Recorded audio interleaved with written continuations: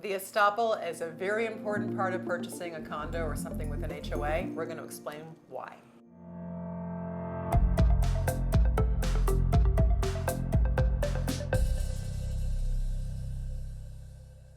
Hi, I'm Sophia Sanchez, Tampa real estate broker, and I'm here with Danielle Walter with Compass Land and Title.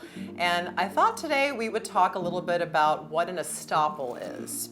This comes up from time to time when someone's purchasing a property that has an association where there is an estoppel needed. So we're going to explain that, and this is going to be very candid and rough, but we're going to get into it.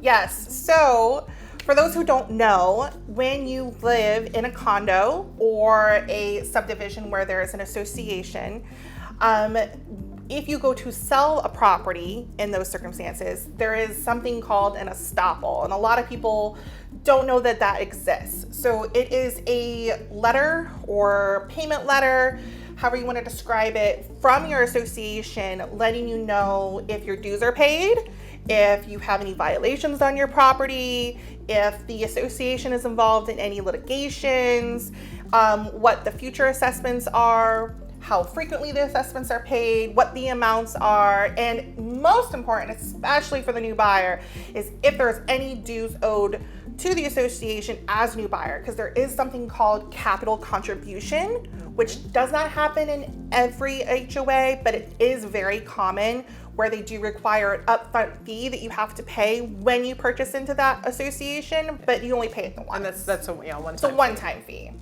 So we always say like the estoppel, like you're stopping to take a look at what's going on with that association. Yes. And the debits and credits or penalties that are needed by Yes. that seller in order to suffice the sale to have clear title to move forward.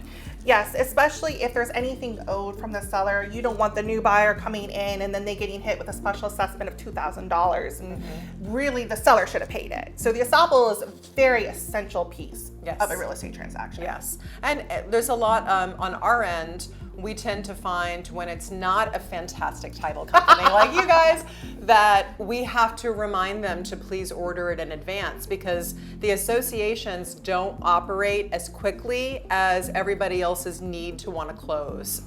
So sometimes by a standard, I think it's like 5 days or so before. I actually want to say it's 15. Okay, I want to say they have 15 days to produce an estoppel unless you pay extra to expedite it.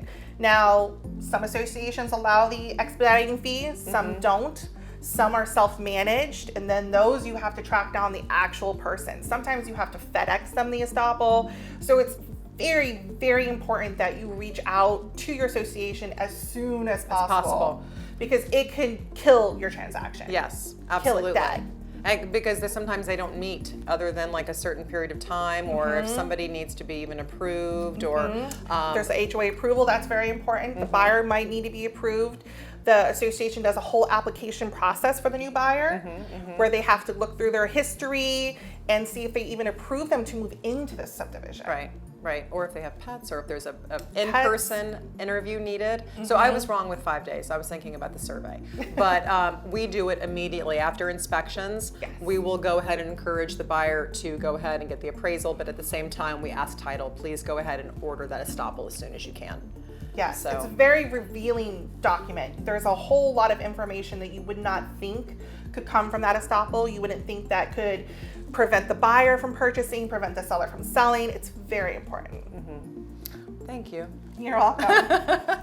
If you have any questions about estoppels or associations in general, drop a message down below and we'll get in touch as quickly as possible. Thank you so much. Thanks, guys.